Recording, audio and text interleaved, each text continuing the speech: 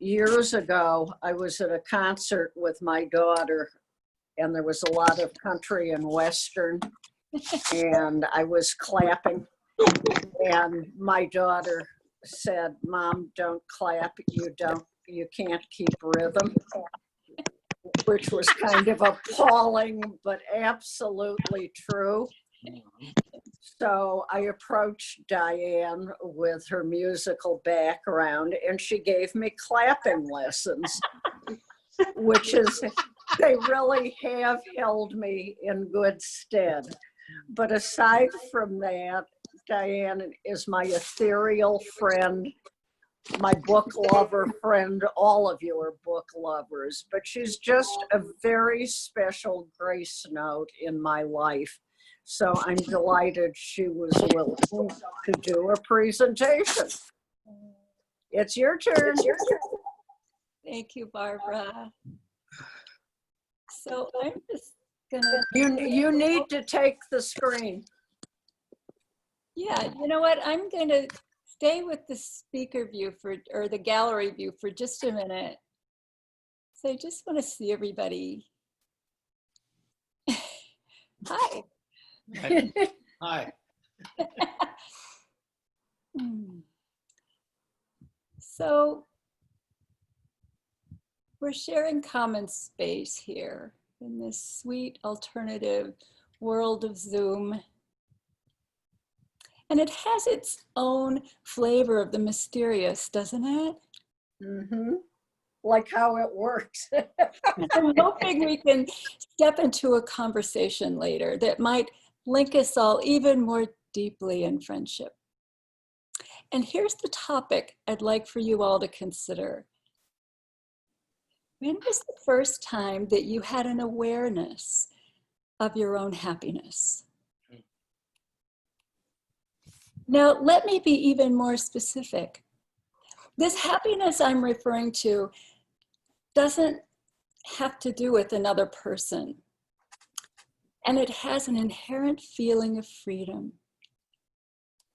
We're gonna come back to this later, so do be thinking about it. And I'm gonna switch my view now. There.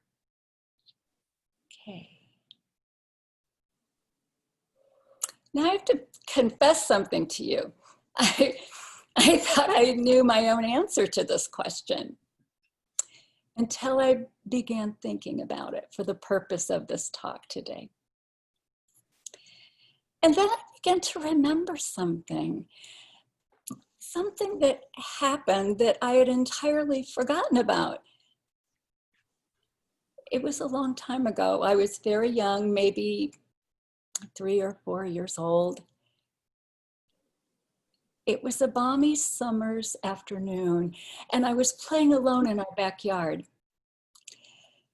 Like so many children, when I got super tired of running around, I just flopped down in the warm, sweet-smelling grass. The sounds of the ground were loud to me back then. I could hear the grass moving, or I just mashed it down. And in my mind, I could visualize all of the busy little insect creatures stirring around me. I felt the occasional ant crawling on my skin. And flies and bees buzzed right over my head. I had entered their domain. I played every child's game of guessing the cloud shapes as they paraded by above me. The afternoon was lazy, but my senses kept growing more and more alert.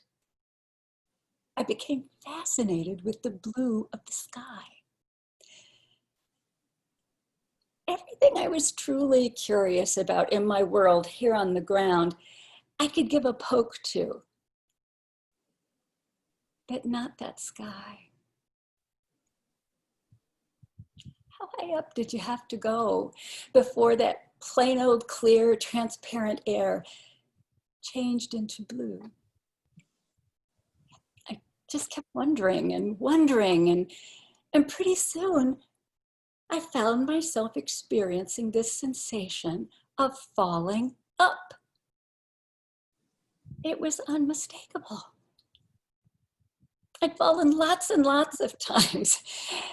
So I recognized the sensation.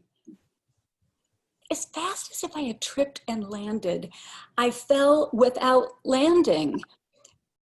I fell and fell and fell and fell. And I just kept falling and falling until I became that wide blue sky. And as far as I could remember, it didn't stop. I expanded past what I could think about in my mind. I don't know how long I was up there.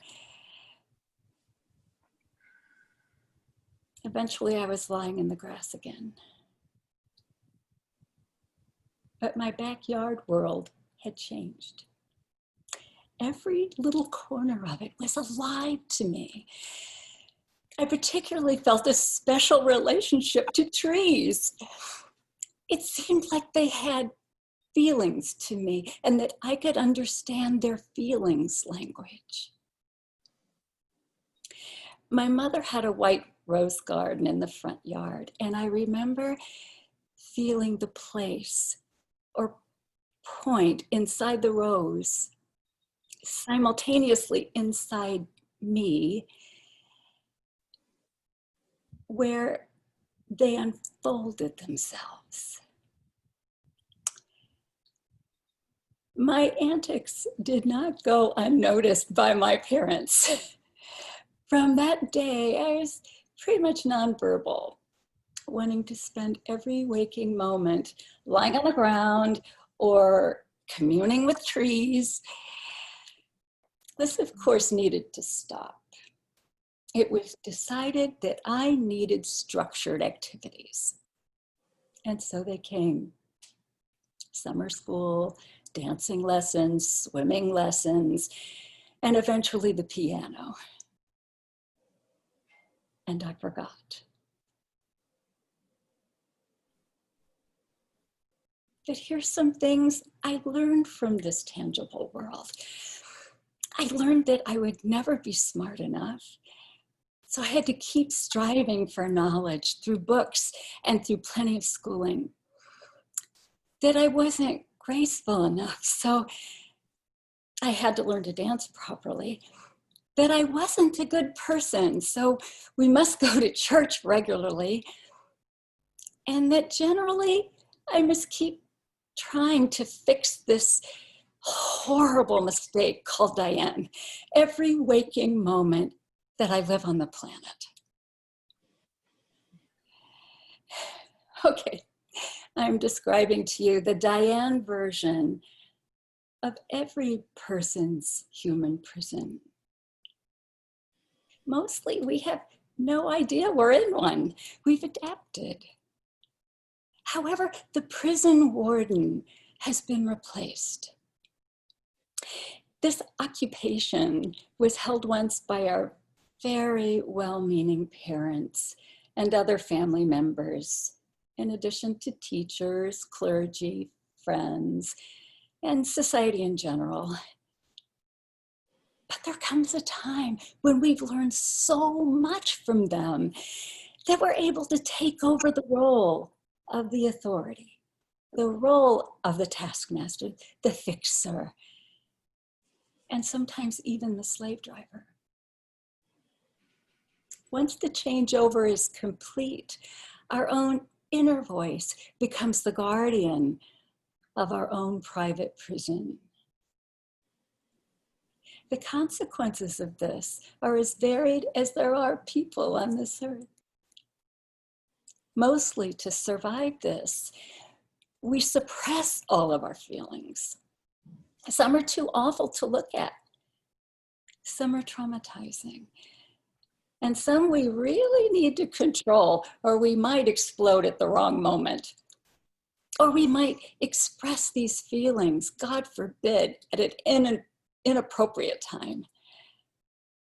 Imagine holding a lifetime of emotions, thoughts, and feelings within this very limited body space.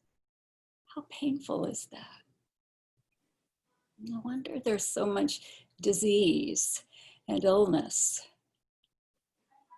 But buried deep down, there's a longing, a yearning for something that we forgot. So back when I was 20, try to imagine me as at 20. I began to try to figure this out. There were some good things in my life. I was living in New York City. I was performing on Broadway. I never seemed to have less than 10 national commercials running at a time.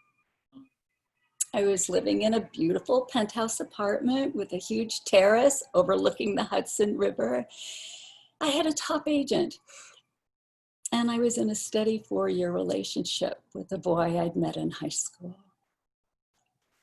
And I was a complete and total mess. I was a pressure cooker of emotions, and all of those feelings were turning physically destructive. I had a standing appointment with my stomach doctor. My knees were giving out from running 6 to 8 miles per day. My eating disorder was beginning to seriously rule my existence. And I often just took Darvon until I passed out. I was trying to get some help from all directions. I learned to meditate. I read a boatload of self-help books. I made appointments and visited top New York specialists from many fields. I did massive daily workouts. I went on a 4-month journey to India where I collected a few gurus, learned yoga, and of course learned many more meditations. The result, still a mess with ever-growing major issues. By the time I was 21, I felt I'd become an expert at filtering out charlatans and the BS self-help experts. It was the age of what they called cults. And I was being badgered by one of my acting agents who kept insisting that I go to an introductory evening with a teacher she was currently enamored with. Okay, I gritted my teeth. I went. I had to work every day with this woman. I needed her off my back. But what I encountered there that evening was not what I had expected. Remember, up until then, I was on this very determined search to find someone or something that could fix my broken self.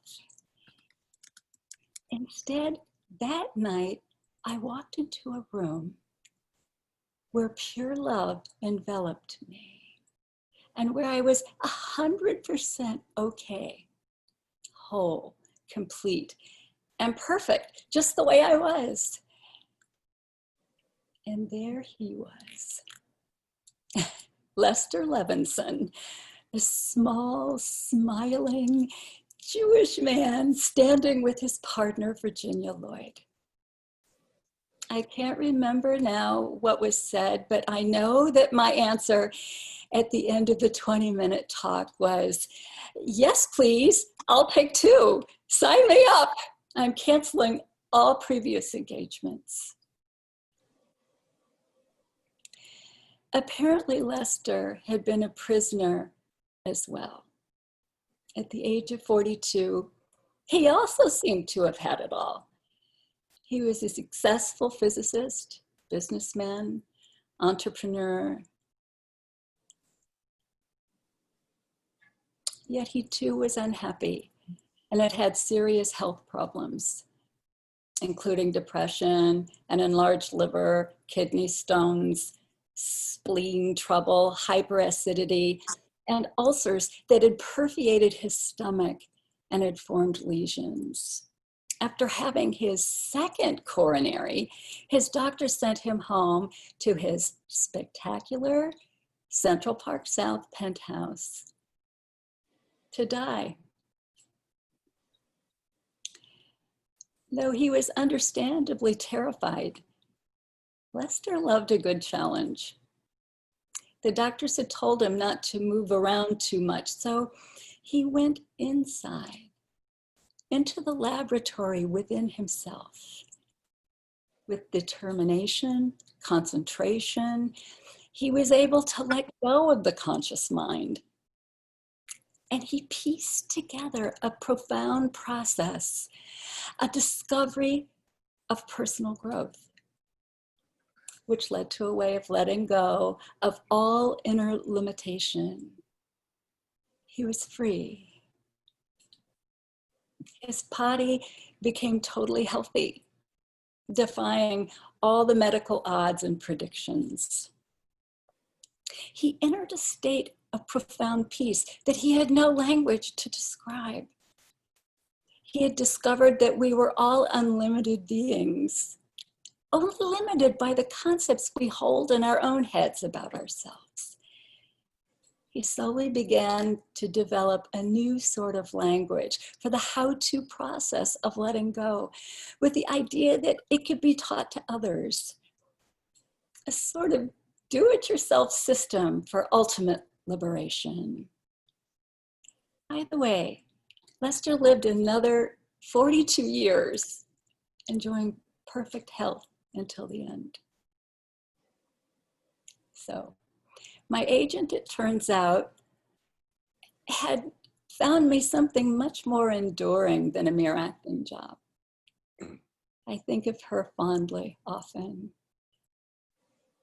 And so I immediately began to use this tool. I wasn't motivated with a death sentence like Lester. I did pause to celebrate every breakthrough into new dimensions of joy. I did use Lester's process for releasing for every obstacle that I encountered, and there were many. And I watched ever amazed as they dissolved one by one, like some translucent phantoms in front of my eyes. So have I reached that state of pure perfection? No. But with that very knowing, for me, has come a liberation, a letting go of striving, of having to be something, someone. And that infinite, miraculous blue of the sky has once again welcomed me back home. So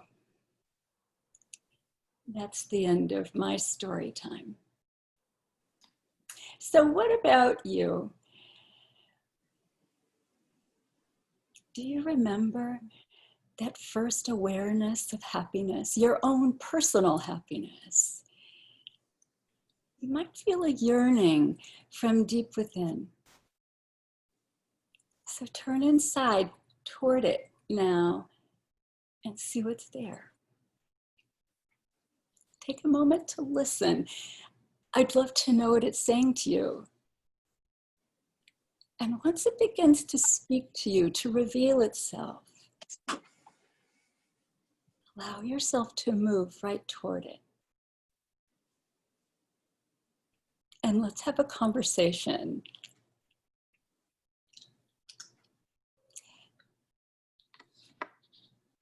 Because I know each one of you has a story. I'm going to move to gallery view now.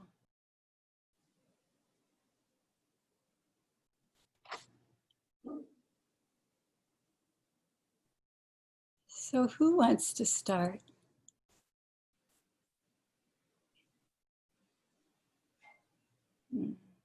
I know at least one of you here.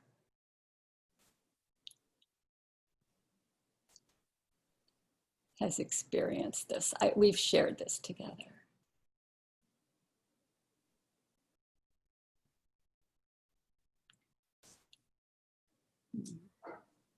For me, Diane, It's Barbara.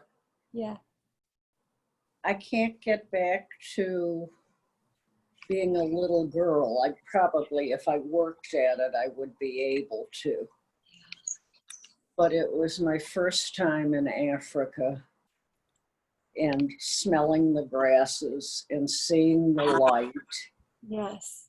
And I have been able, thank God, to repeat that any number of times. It's just a breathing in. And I think when I get to Africa, no matter which of the Southern African countries, it is the only time that I truly relax. Oh, I feel it. I feel your connection to it. You know, I'm sure if I dig, I can get back to little girl Barbara, but at the moment I can't. You know what? It'll be through that sensuous experience that you'll be able to trace it back. That feeling that you get in Africa. That's what draws you to it. Beautiful. Thank you for sharing that. Yes, Betty. Oop, you're muted. Betty, you're muted. Let me see if I can unmute you. Hi there. Hi. I went hiking for the first time. I was already an adult. I didn't have a very athletic or outdoorsy childhood. But I remember, and it's almost coincidental that my hat today is from Telluride. Oh, Visiting a friend, and it was the first time I had hiked in mountains. And I had recently recovered from fairly serious illness. So I had this kind of feeling that you're describing when I realized, after having hiked and sweated and hung off the edge of mountains, which I was always afraid of heights, afraid of everything basically as a child, and got there and I realized, I said, I have done this without a car, without a motor, without anyone holding my hand and pulling me up. I have done this through my own healthy efforts. And that was a kind of bliss. wow. Can you feel it now? Yeah. Yeah. Isn't I it returned to that. when you find that, you can't lose it. Once you found your way back to it, it can permeate you. It was a kind of freedom because I'd been sort of brought up to be afraid of everything. And I decided, I've done this. I can do this. I know how. And it gave me the knowledge just by doing it. So it was kind of a blissful release from fear and a kind of freedom that you're describing and that your talk today has brought me back to. So thank you. You're welcome. Thank you for sharing that. When you were describing it first, you were about happiness. Yeah. And then it was sort of like, well, when was your first mystical experience, almost? Or when was your first out-of-body experience? Yes. It was almost like what you had described was really sort of a mystical experience, very innocently by a child. So for me, those are slightly different questions. Like, when was I aware of, like, I'm happy? And it was recently in Italy, but I was like, you know, wow, this is really my life. But in thinking back more, something would happen to you, it does bring me back to something. I was from a big family raised in Michigan. And when I was maybe 12 or 13 years old, someone gave me a record by Shaka Khan. I don't know if all of you know who Shaka Khan is. She's an R&B singer. She's one of the famous funk singer, R&B singer. She's from Chicago, but she's one of the legendary Black soul singers. And I'm this little white boy, 12, 13 years old. And I put this music on. Never heard a voice like that. To this day, have never heard a voice like that. And it just made me dance. And I started dancing to Shaka Khan's voice. It's really what got me started dancing. Wow. And 5 years later, I used one of her songs to get as an audition song for the Washington Ballet. That's how I got into the school, the Washington Ballet. And then 25 years later, I met her and I became her artistic director. Uh, But I think you'll like this punchline. I worked for her for about 3.5 years when she was based in London and I was living there. I staged her tours of Africa and other places. And so we were in Johannesburg. And I went up to her and I told her, and she knew me. And I told her, I said, look, Shaka, I was just a boy and I heard your music and made me dance. And I used one of your songs to get my first professional gig. And you know what she said? What? You know how many stories like that I've heard? And I knew it was true because I'd been to her concerts. And people over the decades would freeze frame her at some point and sort of always remember her that way. And you were when I met my girlfriend, it was your song when I did that. And I knew she heard those stories all the time. Yeah, but Joseph, not everybody wound up working for her. That's true. But it was their one of those, manifestation. yeah, and it was really a career detour. I wasn't really working in pop music. But it was a wonderful thing, very intuitively connected to my beginning in the art world, really. Wow. Let me ask you a Amazing. question. Was that all she said? Oh, yeah, basically, yes, she was like, In other words, oh, I hear this all the time. Well, no one ever said great artists are modest. Oh, well, they like to be told they're great. I have heard that. They always say thank you. And Barbara, it was her sister I brought to dinner in LA at the Getty. right. Shaka couldn't come, so I brought her sister. It was a really good That table. was quite a night. It was a good table. We had Jack Ma's wife, Shaka Khan's sister, Barbara, me. It was Madhu. Madhu was there. It was a nice night. Yeah. So anyway, you remind me of a lot of things: happiness, mysticism, intuitive impulse, a lot of those strong driving things. Mm. I can think of about 3 or 4 different incidents. I'm sorry I came late because I did bring my hat. Let's see. Very Very good. I say it. Hey. So sorry I missed the picture. It was pretty good. Thank you. So I can think of a couple of things. One is I actually had the wonderful childhood of my grandfather being a magician. And it was astonishing. And he was on the vaudeville stage, and he was a magician. And grew up in the Bronx, and every Sunday, a big family, every Sunday we would all get together at my grandparents' house, and my grandfather would put on a show for us. And then we would don costumes and march around the neighborhood, with these costumes. It was, I mean, it has, and he would make things disappear in front of my eyes, which, contributes to my lack of a sense of reality. But aside from that, it was really a magical, childhood. So there's that memory of just kind of wonderment of like, wow, things are not what they seem. And you can, through skill, you can alter the way we see things.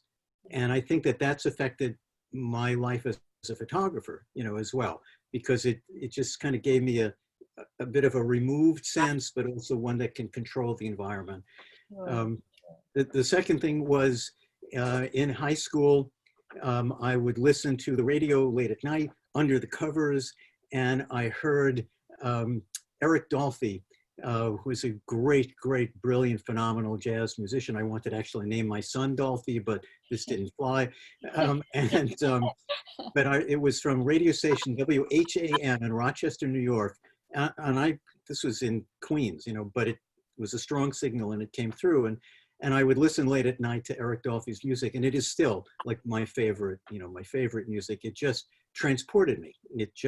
It showed me sounds I'd never heard before, connections from one sound to the next I'd never heard before, a sense of freedom, that absolutely, has motivated me. And then the other one was when my son was born. My wife had a C-section and I was photographing. And as long as I was behind the camera, I was fine. If I was not behind the camera when they were cutting her open, I got physically ill. So I had to keep photographing. But the moment that they lifted my son out of her body, and actually I have a photograph of that moment, the moment they lifted him out, I, empathetic guy though I had thought I was my whole life, I had a sense of history, a sense of connection that I never understood before. But the minute he was born, it was like, life. And it's a string and it continues and I'm part of it and I've contributed to it. And I don't think I've ever experienced anything like that. It just really was very, very powerful.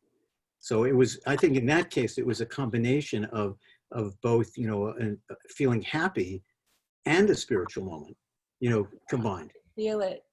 Wow. That's How long ago was that? I'm sorry, what? How long ago was it that you experienced, I mean, that your son was born? 36 years. 37, 36 years. Yeah, 36 years. But these moments, these kinds of moments don't get old. Every time you re-experience them, it's like it's right there. Like you're experiencing it for the first time, right? I have to go, guys. Bye-bye. Thank you, Diane. Love you, Betty. Sorry I can't stay for everybody's stories. Well, obviously next week at the same time, Betty will be presenting. Yay! We'll see you all then. I'm looking Bye, forward love. to it. Have a good week, all. I'll wear my hat next week. Happy Mother's Day, Betty. Thank you, love. Bye. Bye. Ciao. Oh, that is something I wanted to say to all the mothers that are on this, is Happy Mother's Day. I don't have a mother now to say that to, but I have you all. Thank you. Happy Mother's Day to you. Thank you. So who else? Okay. Who was that? Okay. Sherry. Sherry. Okay, Sherry. Hi. I think through language, I probably woke up for the first time in my life. We all grew up here in America or wherever you did grow up, and you're speaking your mother language. Yes. And in my household, it was English. And in my grandparents' household, it was Yiddish, which I learned to understand, but never said a word. Mhm. And I never said anything because if I kept my mouth shut, then nobody would know I understood. And I could listen into conversations.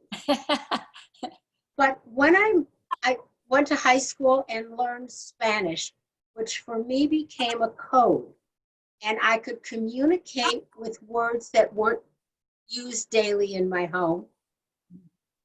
And it just became another way of understanding. Then I moved to Italy. And because of the Spanish, I could understand Italian, but I couldn't form a sentence. By the time I could form a sentence, it was 2 or 3 paragraphs later, so I just didn't say anything. And fast forward 15 years, Italian friends were having a party for us because we were leaving Italy, or I was leaving Italy. And the mother of my friend was making dinner for the whole group. And she pulled out pasta from the cupboard and she said, "Oh, darn it, this is in Italian, of course. She said, I have one penne that has to be cooked for 11 minutes. And this other one has to be cooked for 13 minutes. And she said, I'll have to use 2 pots. And in Italian, I said to her, no, you don't have to use 2 pots. First, you put in the 13-minute one, and 2 minutes later, you add the 11-minute one, and they're done at the same time. And they all looked at each other, and they said to me, you know, when we first met you, we thought, oh, she's pretty, just a little dumb. And then through the years, of course, I assimilated and became Italian in my own mind. So I was no longer stupid to them. And it was a total awakening of how much I had loved living in Italy and how much that, I'm using the word assimilation again, meant to me. language is not just language. It's the feeling of customs and all the mores that go behind it and the history of it. And I absolutely loved it. That was my real awakening. Oh, sweet. Thank you. Thank you. Molto bene, Shari. You really helped me to understand that. I feel like I went through a little journey with you. Took a lot of years. And language is interesting because through the Spanish background, I was fluent within a year. But fluent and I was fluid.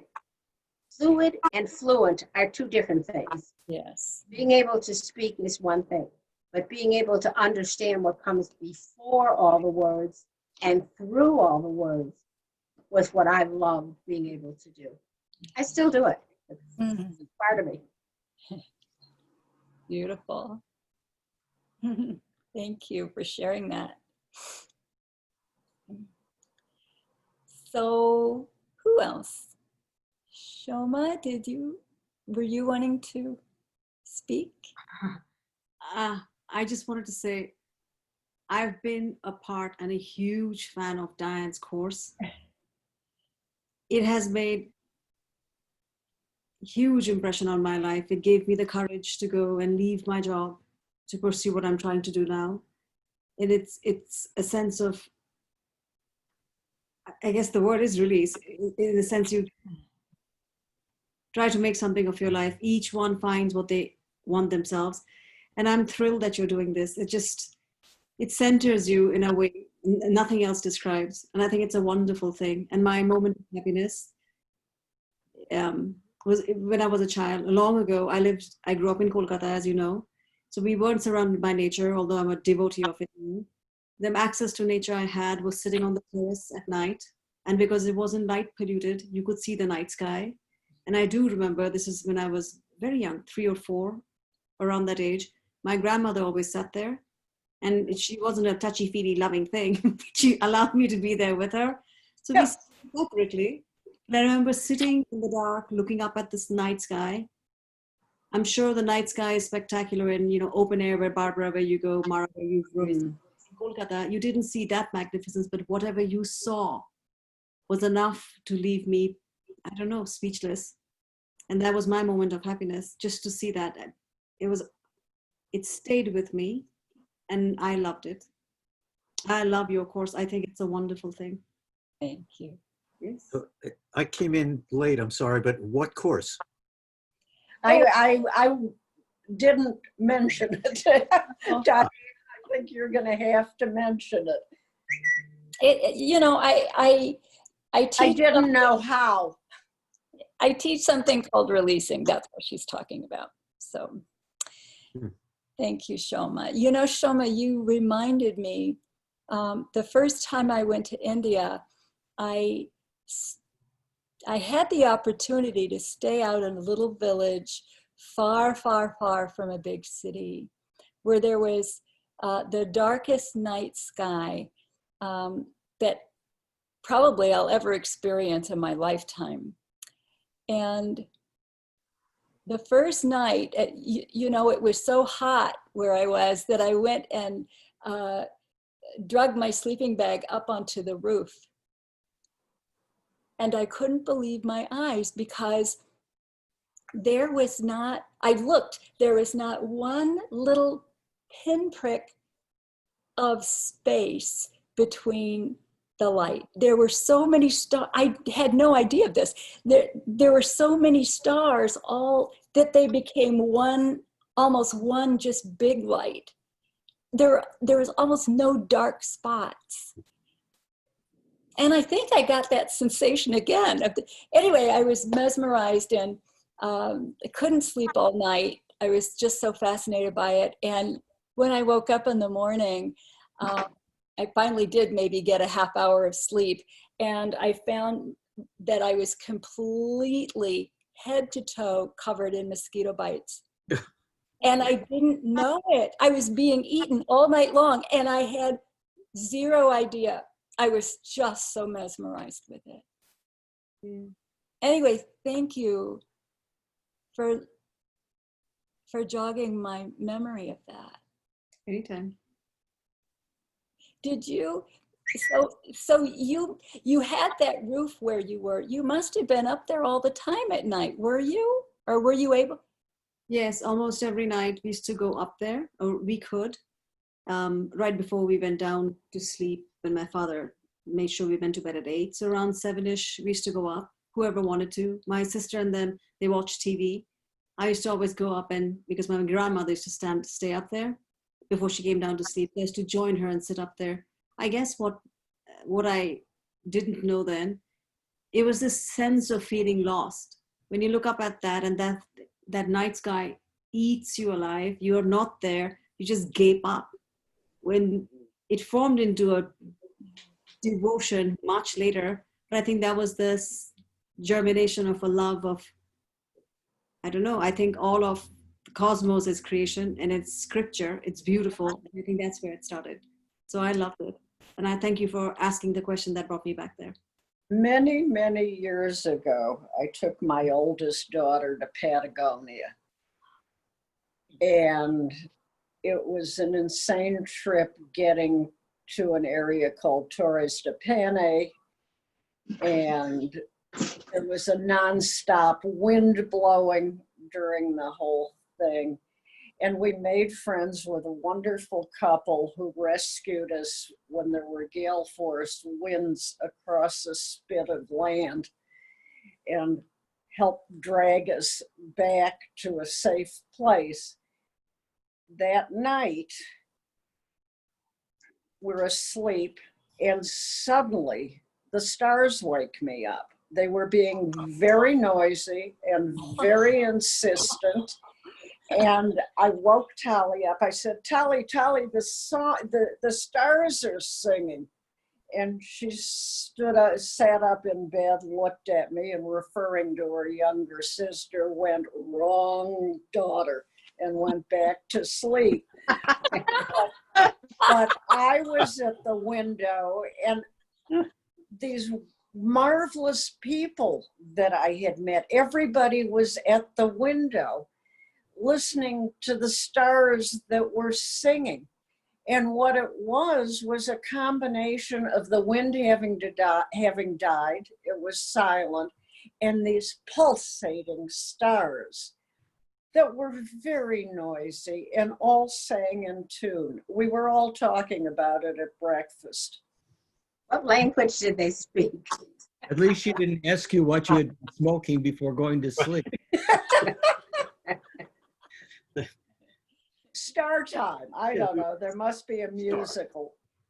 But it was so enveloping and so unbelievable. And boy, when they want to sing, they sing flat out. Beautiful. nice. Thank you. So Mara, Someone's going to say Yes, something. Diane. Michael's talking now. Okay, Michael's turn. Well, I think I'm getting the sense of a group therapy session here.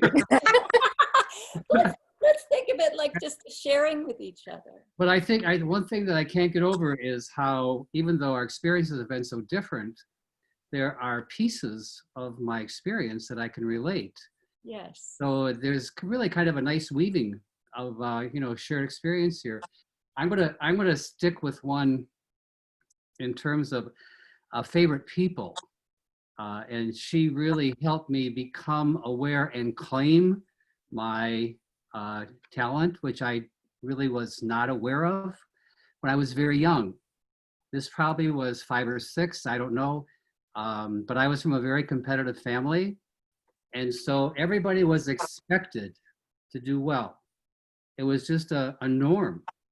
I mean, nobody wasn't first in their class. Nobody, they were just always, if you entered something, you won. That was it. So you can grow up with a lack of awareness of being special, of being talented, of being intelligent, of being anything, any name, any noun you want to put to it. You can become totally unaware of that because you don't measure up to your brother who did better than you, or, you know, there's always something to mitigate a positive self-appraisal. So I had my aunt, my Auntie Eunice, who was just a beautiful woman. And this was back in the late 40s, I think, or early 50s.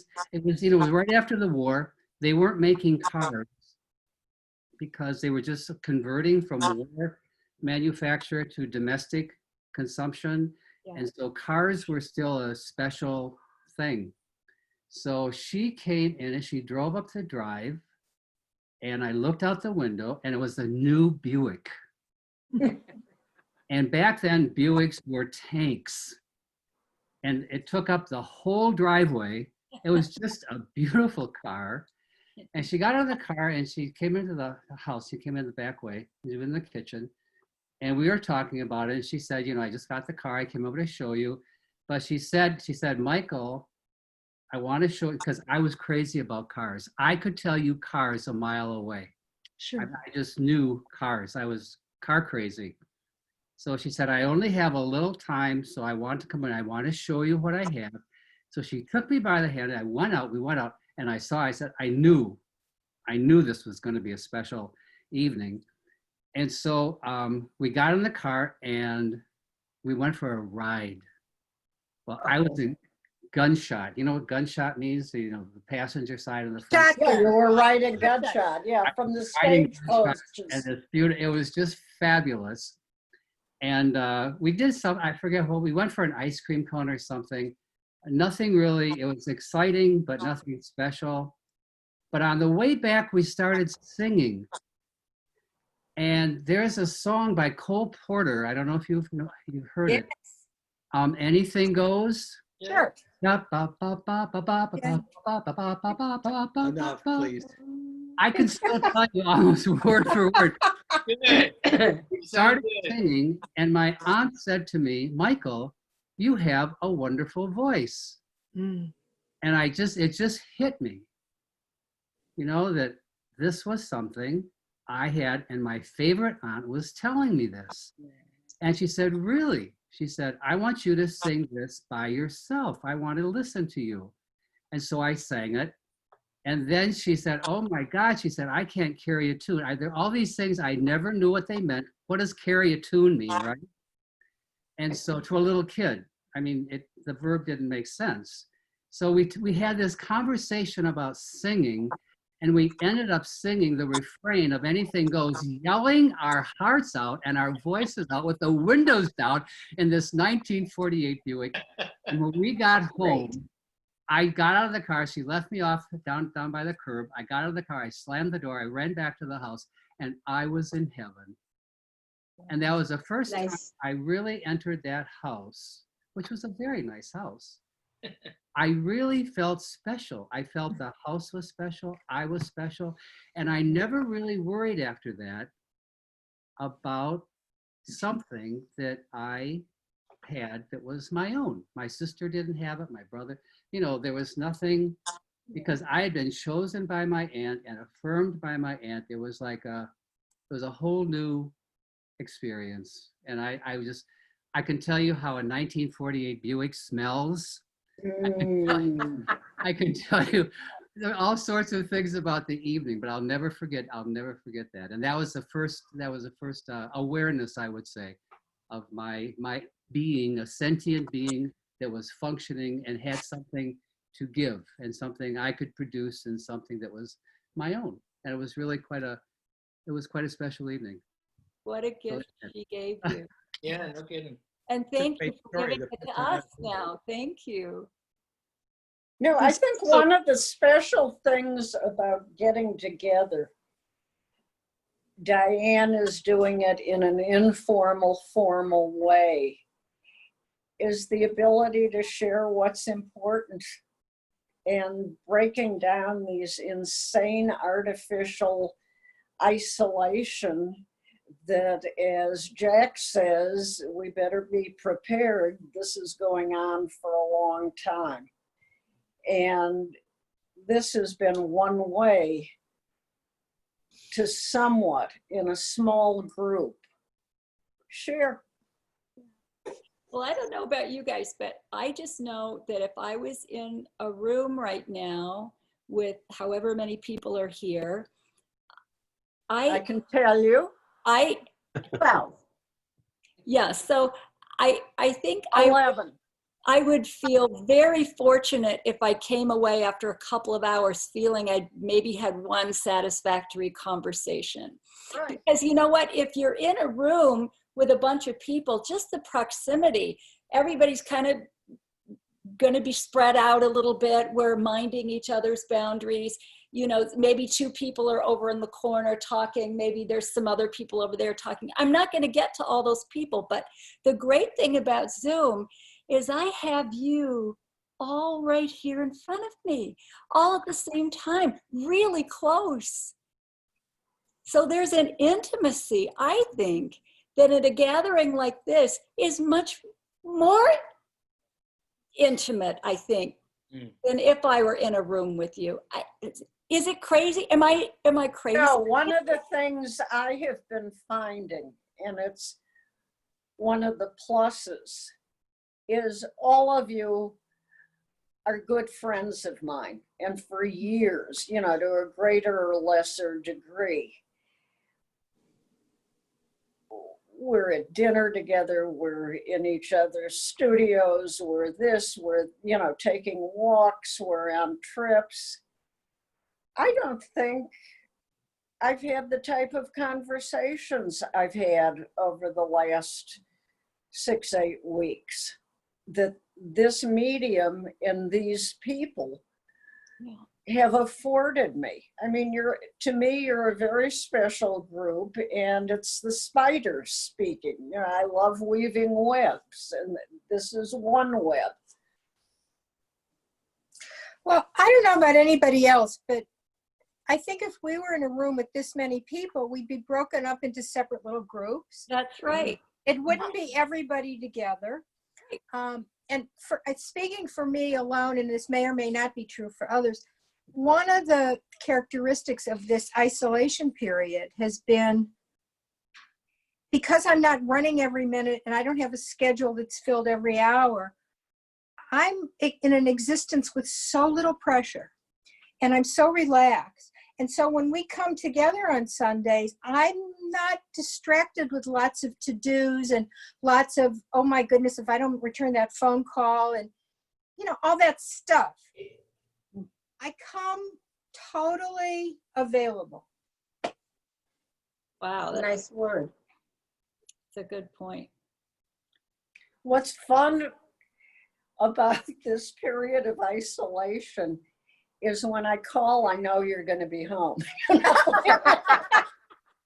You know, not as with my kids, is it a good time to call? That is a question because of homeschooling and all that craziness, which Alexander, I think, knows very, very well at this point. So does Shoma. But it's kind of knowing just exactly where anybody and everybody is right now in the present.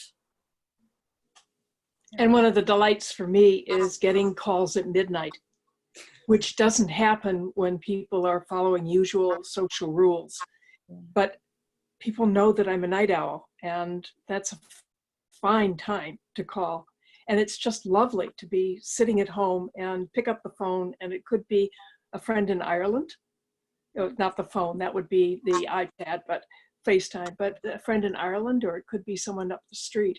And it's just it doesn't happen in real life. You know, nobody calls you at midnight. And I like it. So. You can always call me at midnight. Yeah? Yeah, please. Yeah, so who are the night owls? Whoa, all right. I had a Zoom experience yesterday that had a somewhat different dimension. I come from a family with tons of first cousins. And when we were growing up, most of us lived very close to each other. And every weekend, one or another of us would be at one or another's house. And yesterday, we had a cousin Zoom meeting. Oh. And literally coast to coast, a few out of the country. And it turned out to have 3 generations. It was so wonderful. Wow. And one person, you know how you make the backdrop? I don't know exactly how you do it, but Zoom gives you an opportunity to make a backdrop. Sure. And 2 of my cousins pulled out vintage pictures from when our grandparents entertained their generation and our parents' generation. Oh. There was a dining room picture with like 50 people at dinner, and we just had the most wonderful time reminiscing because we're spread out all over the country. I mean, the last time we were all in the same room, I can't even tell you. It just doesn't happen. So I'm very grateful to Zoom for that. Yeah. It tends to be weddings and funerals. Exactly. And And nice this, to have and something like this. exactly. And this was just Saturday afternoon shooting the breeze. And we never do that, but we're going to do it again. That's great. Yeah, this- Hi, can I Yes, first of all, jump in. Hi. hi everyone. It's really nice to meet you all. Nice And to meet you. Barbara, thank you very much for inviting me. Diane, thank you for your presentation. You know, I was thinking about the very idea of happiness. You know, maybe it comes down to semantics a little bit because we probably define it in different ways. We probably all have different definitions of happiness. And what I find actually in this particular period is that the definition keeps shifting. And in some respects, I'm almost kind of moving away from the idea of happiness as a fixed state. Yes. Because every morning I wake up and my mood is somehow different. But I think of more things now as being on a spectrum. And things keep sliding, you know, so you can be feeling very connected in one moment and then have something, a jolt out of the blue that knocks you way off. You know, what I feel now is that there are very, very simple pleasures. You know, I've really got into watching the birds out of the window and get an absolute delight out of that in a way that I've never paid attention to them before. Wow. And then the next moment I can hear, you know, I heard of someone I know kind of fairly well who passed away. You know, I heard that not long before I came on Zoom, to the extent that I wasn't sure if I'd be able to participate. And I think in a way, the striving for happiness might be part of the problem, you know, because we kind of thicken this idea of what that looks like. That's right. And, you know, I think it's really, I'm feeling everything on a spectrum, you know, and sometimes just what it feels like to me at the moment is trying to come to my senses, to feel more connected, to listening more. Yeah. And it might not be pleasant. I suppose that's a part of it, that it might be quite a difficult experience, but that can be weirdly a very happy experience. Yes, because it's life. Right, and it has a perfection in it just because it is what it is. Wow, thank you for those beautiful insights. That's fabulous. Diane, Yes. Diane, I used to take ballet class when I was little, and with all the happiness and all the unhappiness that comes with childhood, I just remember feeling when the pianist would start to play the same piece of music every time for the pliés to start the class, I would just have that, wow, I'm here. It was so fabulous. And then I got lucky and I could take 4 or 5 classes a day. And I did that for years until I injured myself and couldn't do it anymore. And then later in life, in my 40s, I discovered dancing again, not ballet, but it's just always put the shoes on and you know that energy just comes, the happiness. It's great. I love it. Thank you. Thank you. Yeah. Yes, I kind of witnessed some of that with you, Mara. It's beautiful to see it. Yeah. Yeah. And I remember one time, after I married Paul, a couple years later, I was crossing the road from the Hancock back home. And I just had this wave of, wow, this is me, I'm happy. It was great. It is great. Yeah. Wow. So it comes and goes. sometimes it's those little tiny moments that stay with you. Sometimes it can just be a couple of seconds, but you never forget them when they're that really deep happiness. Yeah, it's nice. Loved your talk. Thank you. You're welcome. You know, Alexander, I've been feeling a lot of what you have, the spectrum, and it's got all the colors and a lot more. But it is, I think, a knowledge that each of us have of some of this is really shitty. Some of this is quite interesting. Some of it's fun. And just getting to feel it all and being lucky enough to have access to being able to feel it all.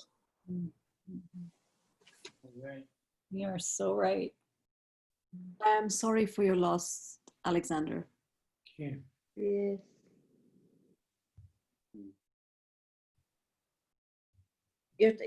Alexander, it seems to be my friends from New York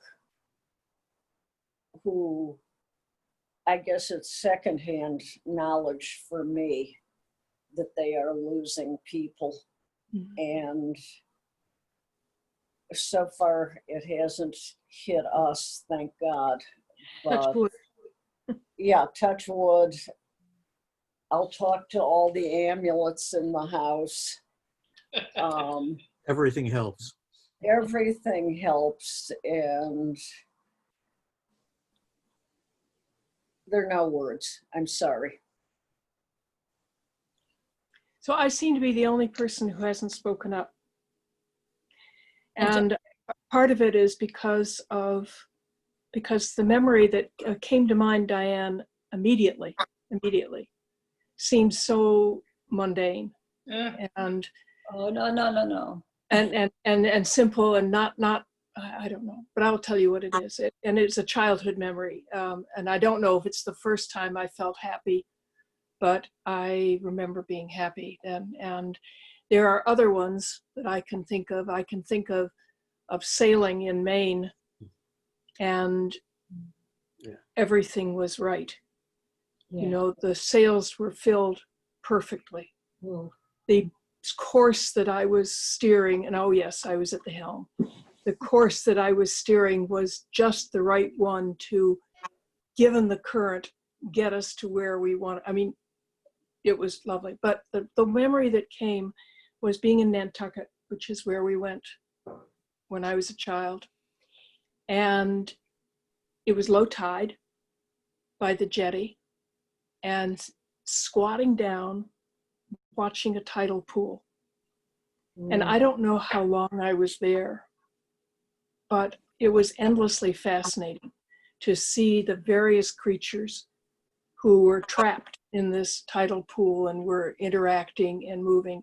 I could be there forever. I could also watch an anthill forever. Yes. Even as an adult, I can remember doing this in college. There was a magnificent anthill on the way to the Arts Center. And I would often just squat down and watch this thing. I mean, they're fascinating. They are. And as everyone was talking, I was trying to think about what this is. I'm happiest learning something new or learning something. And Barbara is not surprised at this at all. But and it's usually at midnight that something that, you know, that I have books all over the floor when I'm trying to figure something out. And I'm profoundly happy. I'm an only child, boy. So, you know, some of the competition that you described in your family, or, you know, having all the cousins or things, I don't have. So it was all sort of self-generated. And it still works. So thank you so much. This was wonderful. Thank you so much for sharing. That was really beautiful. It's those tiny moments that are true, where you're really in that moment. That's it. That's the livingness. That's the beingness that we are. And watching living things, I was a docent at Lincoln Park Zoo at some point, and you can walk through the zoo saying, oh, there's a giraffe, there's a wolf there, or you can spend much of the day watching the giraffes or watching the apes. And it's wonderful. Yeah. What you see when you really focus on it, whether it's the birds outside your window, Alexander, or other, you see things differently than when you just walk past. And animals are particularly marvelous at that. They're in the moment. Yeah. You have to pause because an animal is always in transition. Yeah. And there's so much to see and be part of that just to walk past. I remember in Africa once being in a vehicle, and as a little background, elephants in must have green penis syndrome where they dribble, and that's one of the ways you can tell they're in must. What do you call it? Must, M-U-S. No, I know what must is, and they have, you can see it on the That side of too. the face. Green, But what green was the adjective penis for green penis? syndrome. What makes it green? I haven't studied it that much. I don't want to know. I'll look it up and get you. I know this is Sorry, I just now. curious. It's the envy. It's the envy. It's particular to that species. But we took a turn, and an elephant in must, which is a very dangerous, ornery, hormonal thing, was coming the other direction. Talented driver, we got out of there, and he's zooming past things. And I looked at the people in the car and I said, guys, could we just stop? There's so much of interest with anything. I don't mean stop in front of the must elephant, that's dangerous.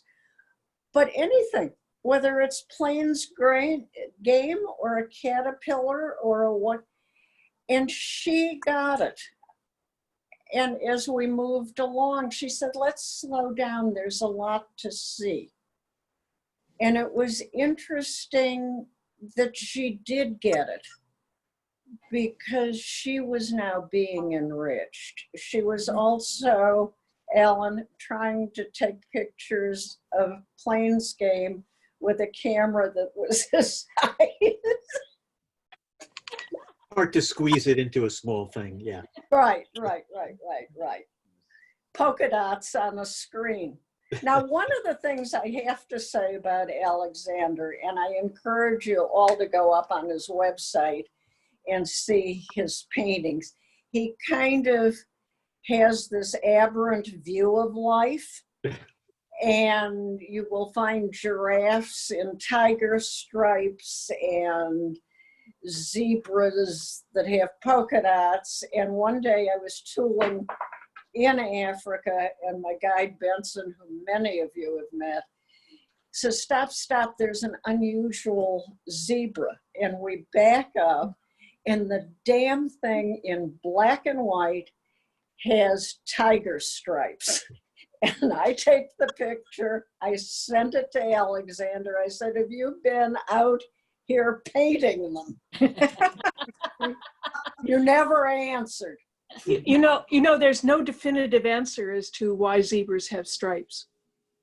Or which is black and which is white. But there are many different theories of what it does for them, but basically nobody knows, which I think is great.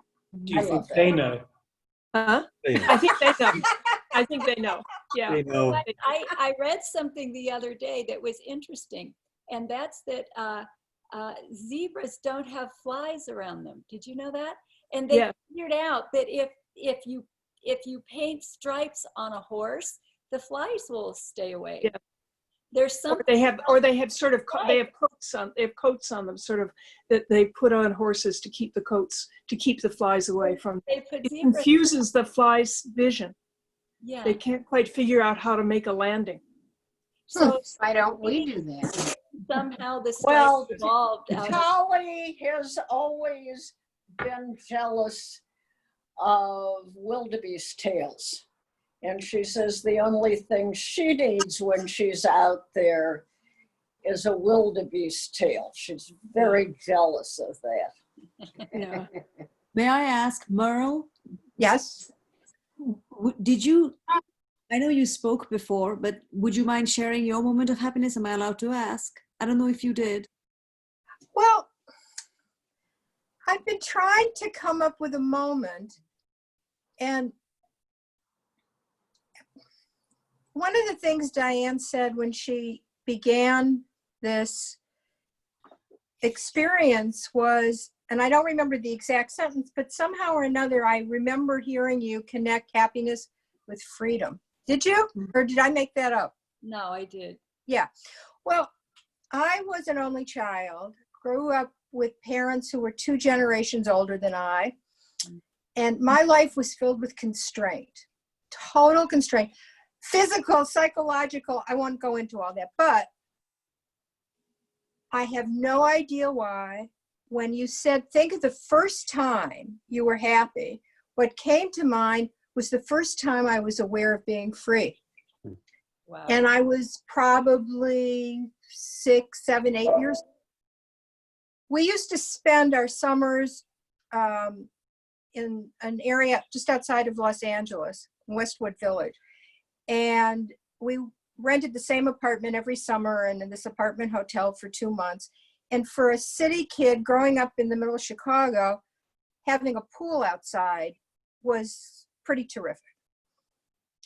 And when Dianne was saying, remember the first image, what came to my mind's eye was this sort of repetition of jumping in a pool, which was so about not having constraints, and then getting out and running around and doing it again and getting out and running out and doing it again.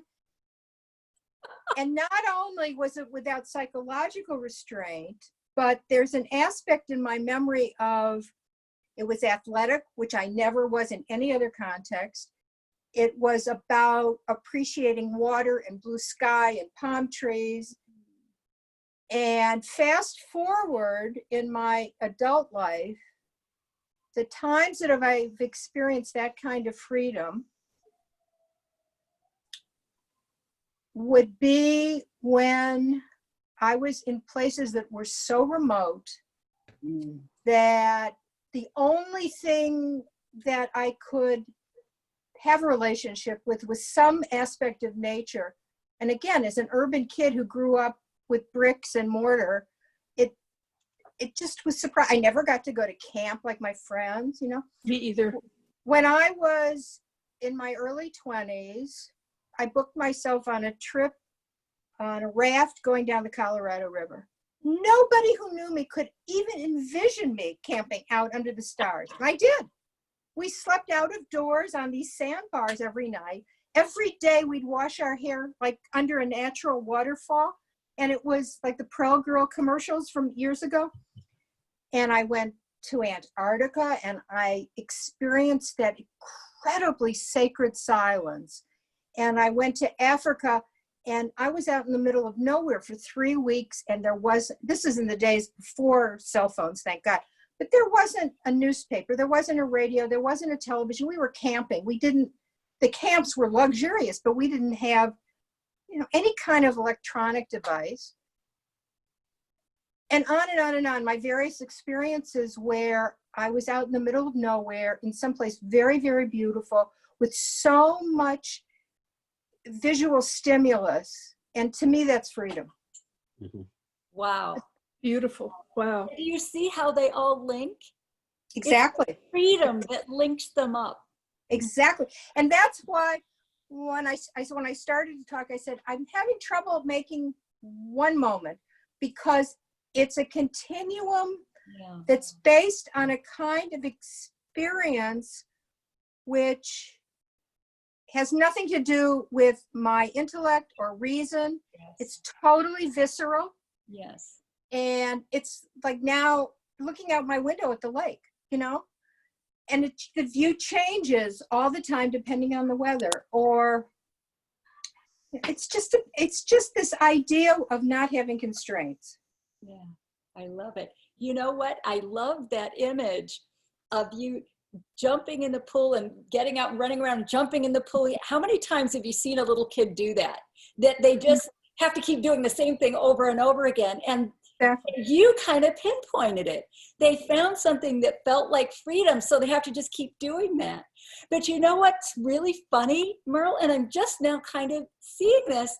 Don't we all still do that? I go to India because it makes me feel that. So I have to keep doing it over and over again, right? Exactly. Barbara goes to Africa because it makes you feel that, right? I've told you, Diane, and some other people in this, every time I set my foot out of the airplane onto Indian soil, I feel it. Every single time. It's like, yeah. I feel that with India, but even more so Africa, because Africa, my soul lives there, and it's going home, and it's I don't even know how to describe it. but I understand because I feel that way about India. It's my second home. It's my second home. That's it. As an Indian, I feel that way when I show up in your house and you make me cup of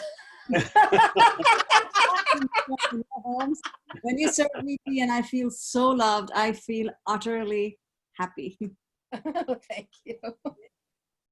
And you do that for me too, Shoma. Oh, I love you. Love you too. I want to hear from Jack. Yeah, I was going to say, Shoma's getting everybody to talk now, so how about Jack? Well, after all that eloquence, I'm not so sure I want. You know what they say, a fool should keep his mouth shut because everyone won't know that he's foolish, but that's okay. You're hardly a fool. No, I understand. Actually, I'm thinking about in my childhood, the earliest time that I can remember being happy is by myself in our library. Mm-hmm. Yes. And as a 7 or 8 year old, we had the World Book Encyclopedias. Yes. Yes. I Yes. don't know if those people are still in business or they're not, but they were. World Book, I doubt it. Yeah, and we had a lovely, the Encyclopedia Britannica is, but I think it's probably. I don't think it publishes hard copy anymore. No, it's all I online. think they changed their name to Google. And their last edition was insufferable. I'm, you know what? You have my praise that you even looked at it, but that's beside the point. I would sit down by myself, and instead of going out and playing, because I was a weird kid, as a weird adult. I mean, you know, no one turns out to be a weird adult if they weren't a weird child. I don't believe it. And I did, you know, the really weird part is I didn't care. I mean, as a child, you often do care about what people think about you. And I guess I have to do, my Jewish mother inculcated me with the idea that I was wonderful and brilliant and I didn't need external praise from anybody. Reinforcement. But so I didn't really care that I was weird as a young person. And I really wasn't, I hear about all this bullying stuff that went on. I only was bullied once when I was 8 or 9 years old, and I beat the bully up, and that was the end of it. You know, that put an end to the bullying. Yeah. And also other people who might be inclined to bully me. So anyway, I would sit alone in our nice library that we had at home, and I started out with the A, and I went through the entire encyclopedia reading. You read every word? Yes, A to Z. In those days, I didn't have my attention deficit disorder now that I do as an old person, and I can't possibly get, you know, reading articles now, I have to tell you that every single day I'm being bombarded with medical information from various sources. Including me. You're giving me questions, but these are very interesting articles that I hope to talk a little bit about in a few weeks. But I have a hard time getting through them. I mean, literally reading every word. I am reading now a Da Vinci biography, and don't ask me who the author is, but I can look it up on my phone. And I am getting through that because he was a remarkable genius. Is that a new one? I think there's a new one, right? Yeah. Yeah. Oh, I want to read that. And Who's the author? I'll get it for you in a minute. But let me just finish with this little bit. So I would sit there and my mind would wander to the worlds that I was reading about. And actually, I went to my first, Soma and I had talked about this, I went to my first opera at 12, but I had read through that section of, with the photographs of opera in the World Book for years. Fortunately for me, my mother was a singer. She was a soprano and she also taught piano. So she was a musician and I got a taste of that early on. And there were some recordings at home which I also started listening to, but it was those hours and hours and hours that I spent in the library reading the World Book Encyclopedia. It's interesting that I started out with nonfiction. And in the end, it is 80% of what I read is nonfiction, either biographical or historical or whatever. The first nonfiction book that I can remember reading some years later was one that I wasn't supposed to read. What was it? Peyton Place. Oh, we all read that. Yeah. I understand that, but not as a 12-year-old. 239. And if we were to see it today, it Did would you be get so that from stupid. your mother's library? Yes. Yeah. Well, I got it. I from got it from my mother's mother's stash of books that she was reading, and it wasn't on our library shelves because she knew that I go in there. But anyway, so that's my little story. It also developed, and maybe because to the irritation of my husband, an interior life that I can actually retreat to even now. And once I do that, then I'm exteriorized, and I have a particular facial expression that happens when I do this, which my psychologist husband recognizes immediately, and will say to me, Totally respects. "Oh, right." Well, then say to me, "Where are you? Where is that mind floating to?" You know. So, anyway, Bring him back to the present. anyway, that's my story. Thank you. Thank you. I'm going to look up the name of the author right now. Thank you. Thank you. The guy who wrote on Einstein, I think he wrote a series of those books. Is it the same author? I don't know, but I'm going to tell you right. Yeah, he is. It's a good book. I started with nonfiction. With fiction. I read every fairy tale. I had my mother's and I guess my grandmother's books of fairy tales, the Hungarian fairy book, the green fairy book, the lilac fairy book. I still Do you have still them. have those? I still have them, yeah. Are they the first editions? Oh, I have no idea. But you know something, the value of books is condition. And these were books, it's such as I have a first edition of my father's first edition of Gone with the Wind, but he read it every year. And each year came to a different conclusion about whether Rhett Butler came back or not. No way. Yeah, he's likely to. But it is, the cover's off, you know, it was just read to death. And I think that's true of the fairy tales. But the first nonfiction book I remember reading to my parents' utter dismay when they discovered it was the book Ideal Marriage. Does anyone know that book? No. It was an early on marriage manual. And Ooh. yes, and I found it on the bookshelf in the library, and I kept it in my toy box, which gives you some idea of how old I was. Is that And title, is that title a euphemism for a sex manual? it is a sex manual, Oh. but it was, I mean, it was pretty benign as those things go, but who knew? I mean, I didn't know that. And my mother, when she found it, was not happy, and because she was worried that I wouldn't understand, and I said, oh, no, I'm having no trouble understanding. I think that probably worried her more, but I mean, I was pretty small if it was in my toy box. Yeah, sure. You On the know. other hand, it did save her some embarrassing conversations. Well, I actually never got that conversation. Oh, okay. Nor did I. I got a book. Being Born. Oh, you Did did. anybody get Being Born? Yeah, I got that book. I had that book. Yeah. Author is Walter Isaacson. Yeah. Oh, yeah. Oh, Yeah. oh, yeah. Well, Thank you. Yeah. Yeah. Thank you. Yeah.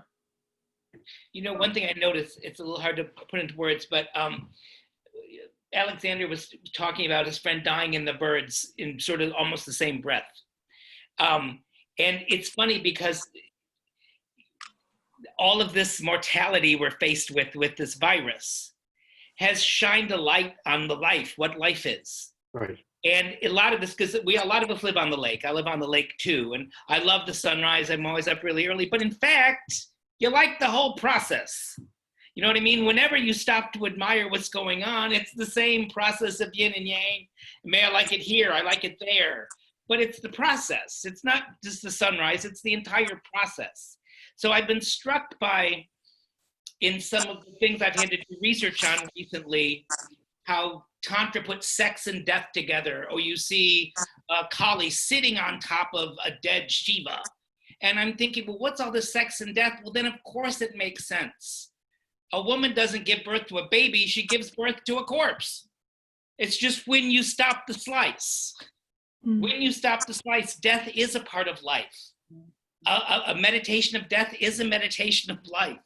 A meditation of life is a focus on our mortality that shows us the sweetness. So Dianne starts with this story from her childhood, and then we got some childhood stories, some early career stories, some midlife stories, some late life stories, the story that keeps coming back around.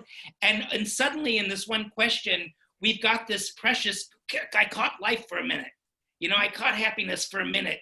And that can happen with this innocence and freshness anytime. On that spectrum, all the way to my friend died and I'm looking at the birds. But the way you put it, Alexander, really put the life and death of the same appreciation almost. And that is what I think is part happening, where we're more aware of our lives and what's good about them because we're aware of the death that's sort of confronting society right now. And it's an interesting thing to ponder how it's the same thing. That it's this one big process we're celebrating at these different points, and that we're lucky enough, you know, it's like, when were you aware that you were happy? You know, it's this question of awareness. So I didn't say that very well, but it's just great. You know, the spark goes all the way through, you know. I think also recognizing this idea of the pursuit of happiness is such a messed up idea, you know, because it gives you a sense that it's about hunting for something. Right. You know, that you're always striving for something outside. And it can only be internal. You know, so when you bring up Tantra, you know, I think about that as something to do with kind of transmuting your senses, you know, from one state to another. Exactly. And it can happen on a dime, you know, so it's nothing out there. You just, and I think in a way with COVID, we cannot go outside, therefore we have to go inside. You know, that's really all we have now.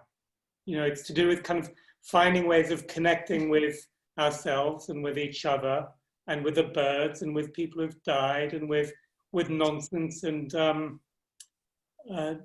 that feels very, very meaningful for me now. You know, it's given us an opportunity to you know, you look at the planet and we're taking ourselves out of the equation for a few moments, and you're seeing that the world keeps going on in its own delightful way. You know, I think the birds are delighted that we're not going outside, and the, you know, and the hedgehogs and what have you, and the elephants, and it's good for them.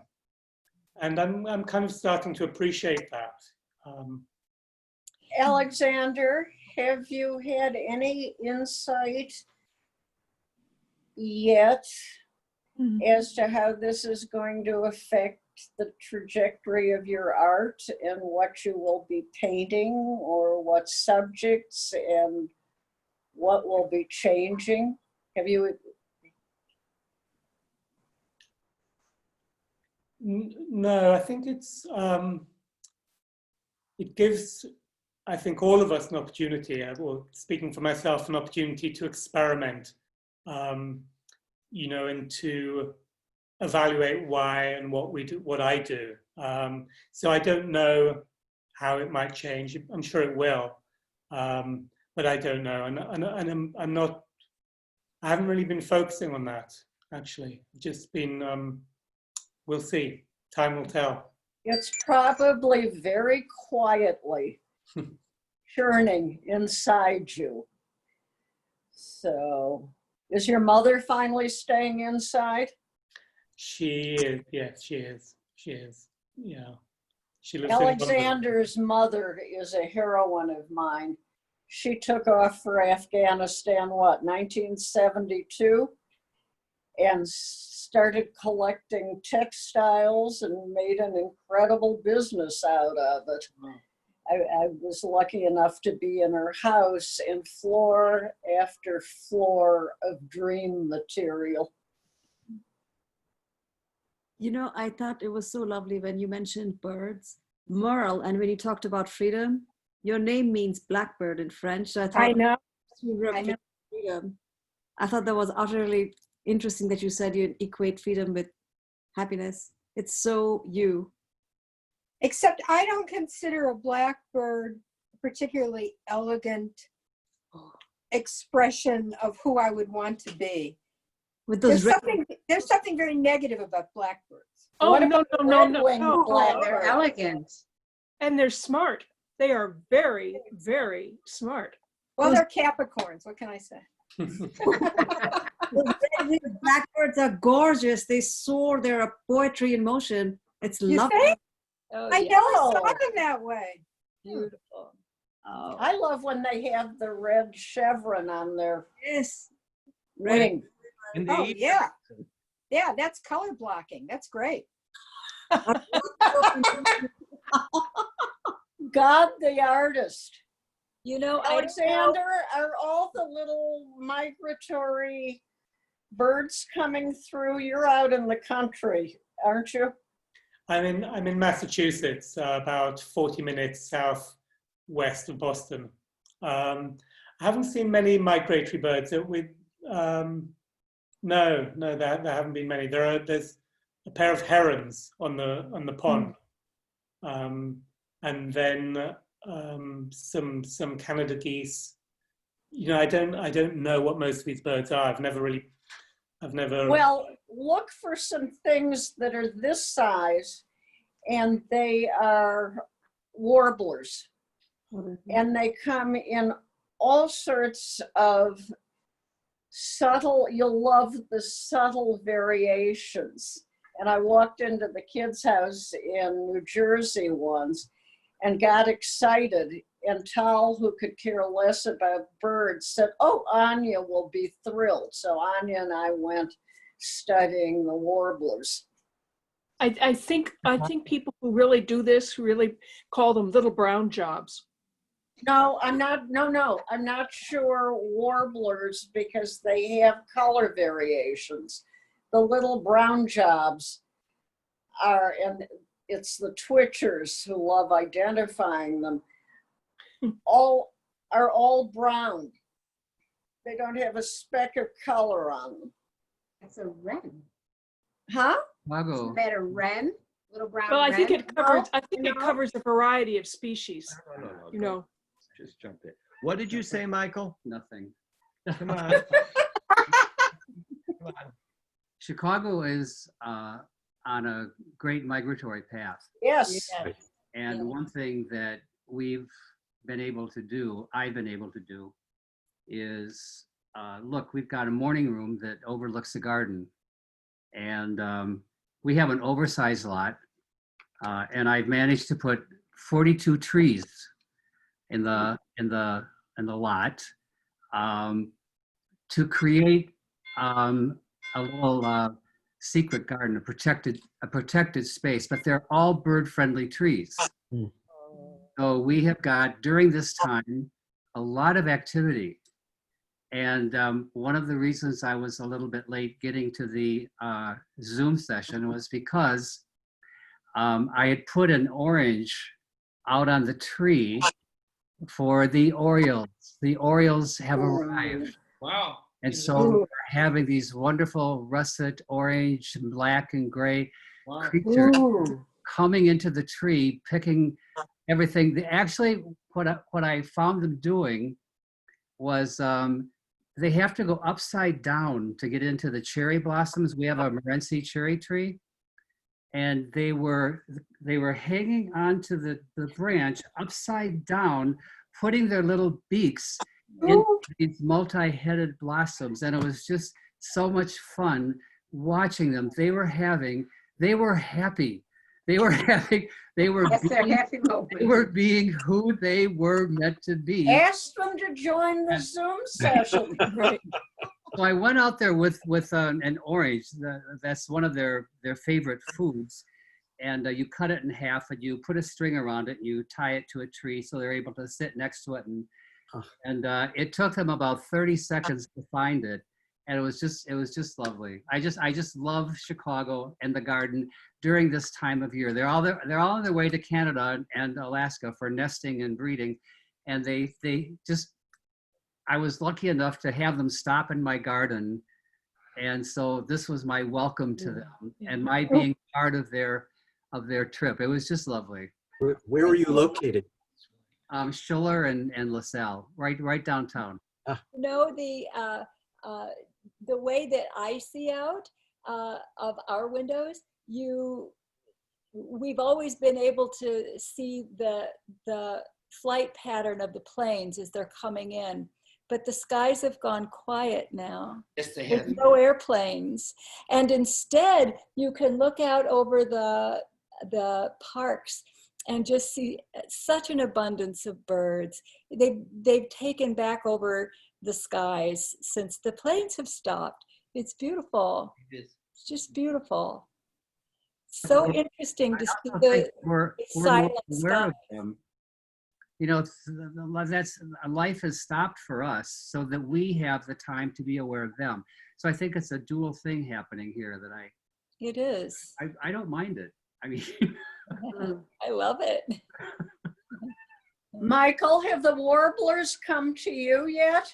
I haven't known, honestly, Barbara, there are so many different kinds of, I have a book on birds, and there are so many kinds of finches and small birds. They all just, generally they all look fairly similar. Like even with the Orioles, you don't really know their color until they get up and they start to fly because it's all kind of camouflage. So I'm just really, but I'll look for them. I will let you know. I can't tell you. I'm going one by one here. I think if you give unshelled peanuts, the blue jays love them. Yes. Oh, I'm sure. Yeah. They just come, they flock to them. Yeah. Did you say pigeons? Blue jays, the unshelled, the pigeons come for everyone. Unshelled peanuts, the ones in there. No, we know what you were saying. yeah. What kind of What bird kind are of we bird? trying to attract?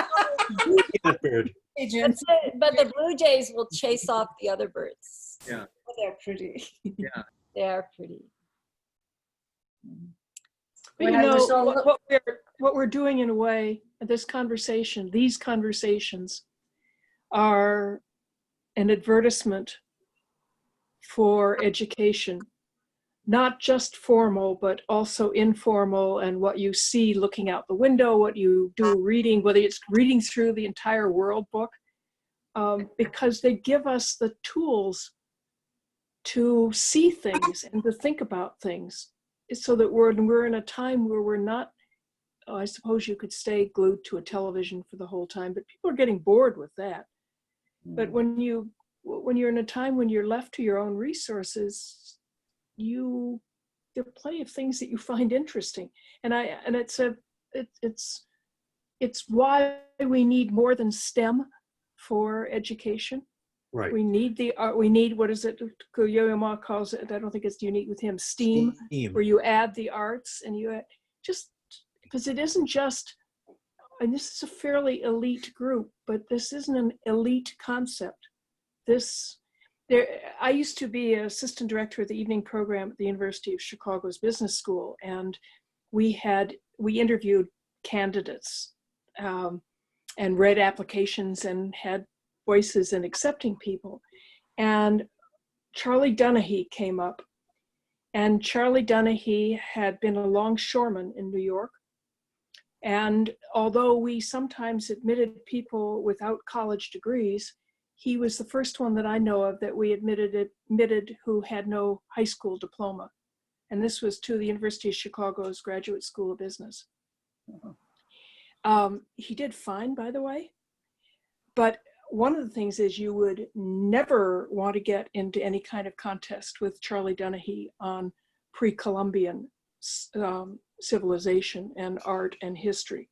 There was nothing he didn't know about that. And the only reason he hadn't gone to school is he was helping all his buddies go through school over the years.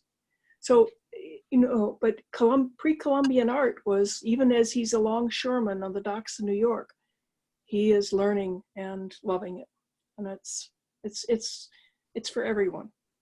What did he write on his application that was so riveting? We talked to him too. He came in from Okay. and he sounded like the docks of New York, no trouble at all. But when you do that, you get really tired of the correct essays that people write about what they're going to do in business and how they're going to save the world and how they're, what they know. And so to hear someone who had the other person we accepted that I remember vividly is we asked them to describe their favorite activity. And he decided to describe his second favorite activity because he thought we probably had a prudish streak.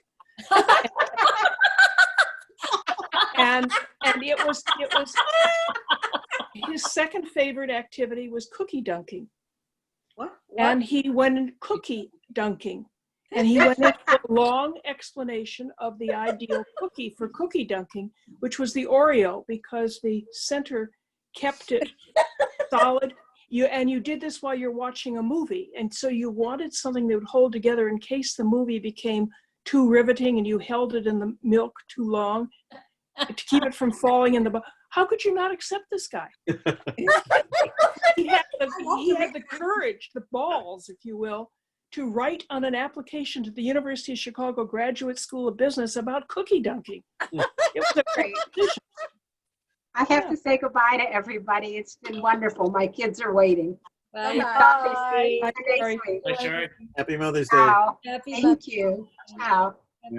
Something. Go ahead. Barbara, Penelope. I just looked up to see what a warbler looks like, Barbara, so that I would know what to look for.